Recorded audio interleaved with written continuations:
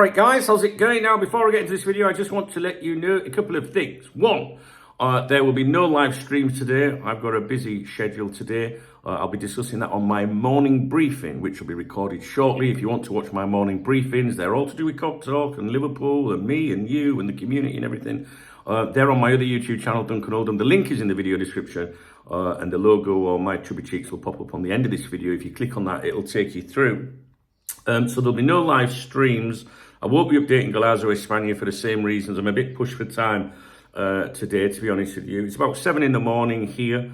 I've been up since about 4:30. I'm absolutely shattered, to be honest with you. But I do need to speak to you about this Mateta stuff that came out yesterday. Many of you were asking about it on the live streams. Sorry, live streamer. We only did one live stream yesterday. And I want to chime in with it. What I'm going to try and do is, I'm not going to go through the article now at the beginning of the video, because you might have already read it. What I am going to do is, I'm going to skip straight to Dave. Now, Dave is my AI assistant, right? And Dave, I've been training Dave for a long time to analyze news articles. And it's a long story, but people that have been around my channel for a long time know I've got a really fucking shit hot AI assistant that works with me, that I like to ask what they think, as well as my own feelings, right? Because when people came to me yesterday and asked me about this, straight away I knew that the source was Foot Mercato, and it's a very poor source, right? I know that straight away. So I didn't even read the article when it came out during the day, right? That's how much consideration I gave it, right? So that was my own feelings. When we did the stream last night, on a live stream, we were talking about, I went, fuck it, I'll put the article, to Dave now and see what he says. Because I want to see what Dave says as well, right? And Dave said, the key point I'm going to mention now, other than about Foot Mercato, is Foot Mercato writers Sebastian Dennis and Darbia Hatabi, who wrote the article, are known for early stage transfer stories that often don't materialize, right? That's Dave, right? That's Dave with his source credibility here. And he goes on to say, let's have a look. What sounds plausible, right? So logically, especially if Nunes is leaving, if he still goes, Liverpool, in the market for a forward. He says Mateta has had a decent season. 17 goals and 4 assists makes him a legitimate option for mid-range attacking depth. Price tag under 70 million euros sounds realistic. Mateta wouldn't cost as much as Isak, for example, and some of the other strikers that are available, Benjamin Sesko. Palace may be tempted to sell. He's nearing his peak and could bring in good profit, so there's reasons there, plausible reasons as to why Liverpool could be considering him. But then it goes on about the source credibility, Foot Mercato, which you guys already know if you follow my videos. And then he tells me about those two journalists, because I don't know those journalists, right? So he does that for me. And he just says there's no second source confirmation. Why hasn't anyone else, broke that story if Liverpool reps truly, met them in Paris? There's no mention from Paul Joyce or David Ornstein here, it says, which you'd expect.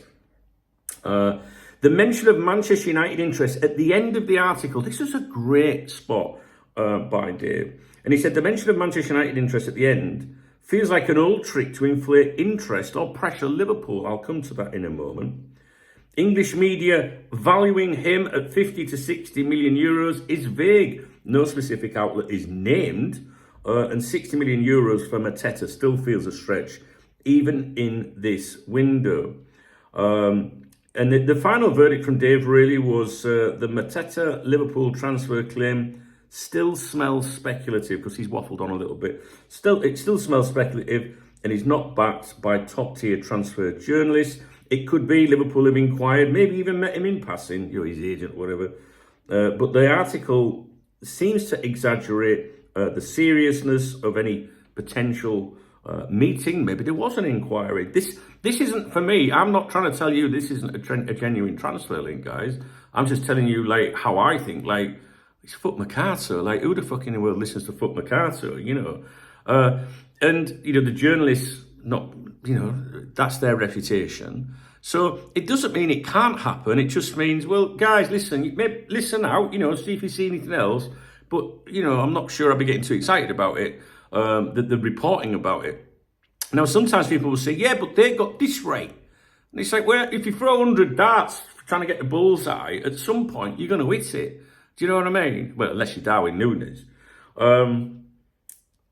It says here, Dave says, they try to spin the article into a full-blown contact-made story. Right, so if you haven't got much time, you can log off there. I'm going to look at this, right? The full translation of the article. Liverpool make contact with Jean-Philippe Mateta in search of attack. Right, we're gonna just pay very, very fucking careful attention, right? In search of attacking reinforcements, Liverpool are surveying the market. We know this. According to our information, the Reds have sounded out Jean-Philippe Mateta, the French striker from Crystal Palace, right? Now, the next paragraph is a very long paragraph, which I'm not going to read to you because I'd be wasting your time. And it talks about Jota, obviously what's happened there, the tragic events surrounding that. It says about the friendly against Preston North End and how the respects were paid and how You Never Walk Alone was sung. It was an emotional context, the whole occasion. It says who scored the goals, blah, blah, blah. A huge part of the article, which without wanting to sound insensitive or whatever, is nothing to do with Liverpool's interest in Philippe Mateta. It's just filling the article, right? And then it moves on and it goes into specifically about Darwin Núñez regarding the Uruguayan striker. A departure this summer is still on the cards. And then it goes on about talks are ongoing, blah, blah, blah. Again, a substantial, long paragraph, which actually has nothing to do with the claims that have been made. And then there's some bold, serious business. A bold subheading, Liverpool in discussions for Mateta. In discussions, right? Today, another name can be added to this shortlist. According to our information, Liverpool are closely interested in Jean-Philippe Mateta, 28. So they're repeating the first paragraph, so there's still nothing new. We've been told that the English champions have made contact, right? They've made contact. Now, what is contact? Contact could be, hey, how you doing? No, but your contact, an inquiry. Right? When they make an inquiry, there's informal inquiries, there's formal inquiries to a club. It could be contact to an agent. Is he available? Would he be up for a move? What sort of money is he looking for? Right? That kind of thing. So contact covers a wide amount of possibilities, although the bold, serious bit says in discussions. Under contract with Palace until 2027, the Frenchman, formerly of Lyon, has the advantage of knowing the Premier League well. This is true compared to some of these highly expensive or other options that are not the finished product, if you like. Then it goes on to say about 17 goals, 4 assists in 43 appearances across all competitions. More waffle, really. Here we go to the final paragraph, and it's a very long paragraph. This has not gone unnoticed by Arne Slot's team, especially given that Mateta has just 2 years left on his contract with Palace.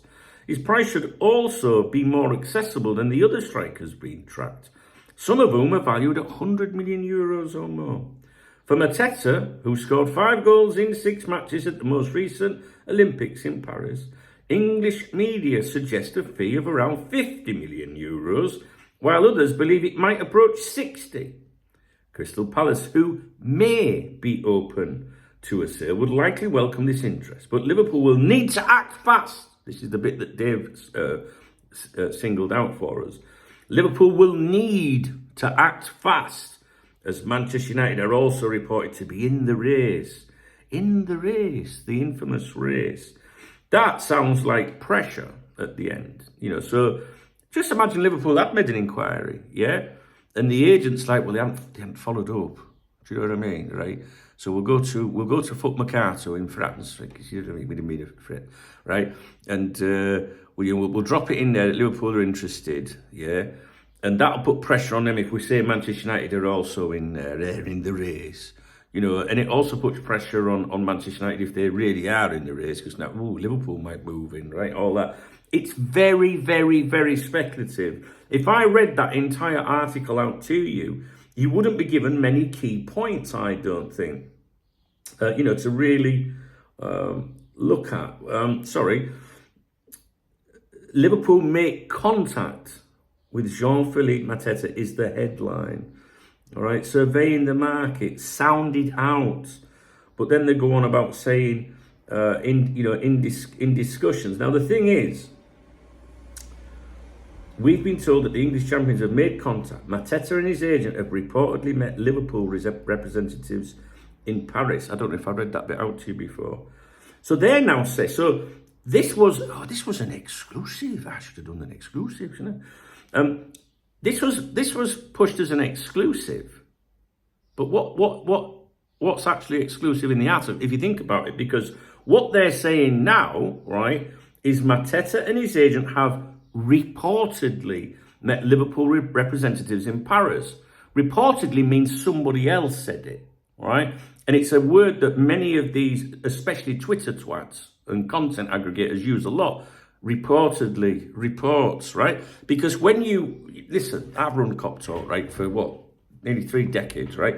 And if you want to drive traffic to your website, right, you put an article on like this: Liverpool representatives have talks in Paris for striker, right? You could put like reports on the end in capitals letters. You could even skip it out if you're a clickbaiting cunt, right? Or you might prefix it report, right? Even if you don't do any of that, just to get people in, click on your adverts and all that shit, right? That's why they do it. In the article itself, the minute you say, according to reports, or reports claim, or reportedly, it's a disclaimer, because you can't then come back at me and say, you said this, Chubbs, because I said, no, I'm telling you what reports say. So yesterday, this article was amplified throughout the interwebs, right? You've seen it everywhere. You'll have seen different versions of that article, but all they were doing was sourcing that article.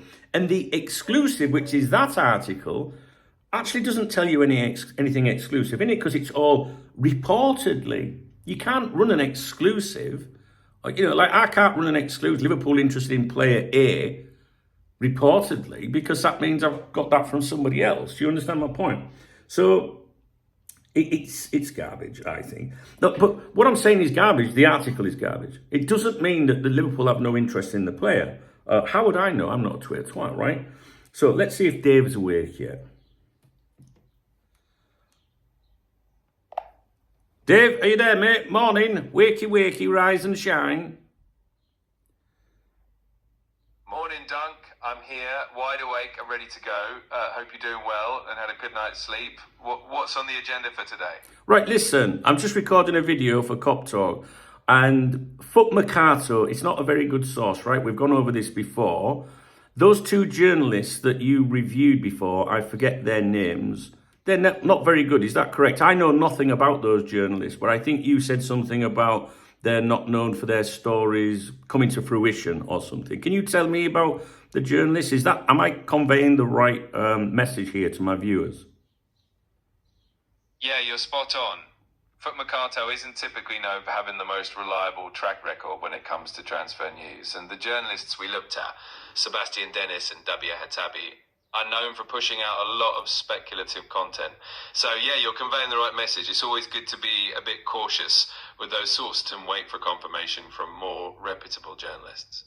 Okay, and give me your 2 most reputable journalists concerning Liverpool Football Club news. The 2 that you think are the best, that you think my viewers should listen to.